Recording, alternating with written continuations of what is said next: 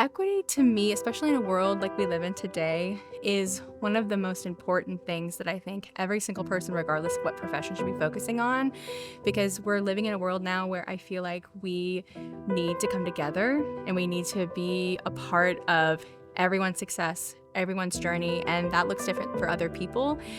So I think just being very aware of what the students are going through, but also having the compassion, and not just to know that this is happening, but being willing and oftentimes the maturity to allow that student to act within their trauma, and as the adult in the situation to create a space where that child can be safe. The work that Mrs. Hackley does to improve equity is shown through the actions of the scholars. The families understand that they have support. The scholars behave differently because the behaviors that they see from Mrs. Hackley. My mother did not have the opportunity to be educated. She was the one responsible for keeping the household and everything together as grandmother went to work and the other siblings went to school.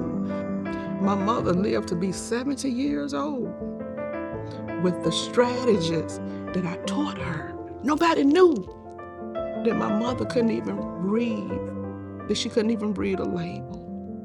But I made sure that with the strategies that I learned from being an educator, I passed those strategies on to her.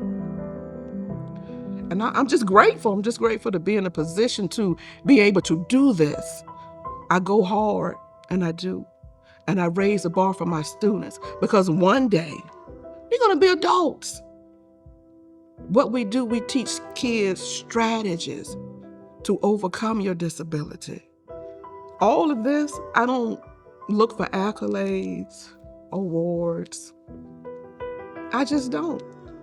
Because I do believe this is the reason that God put me here, to help others.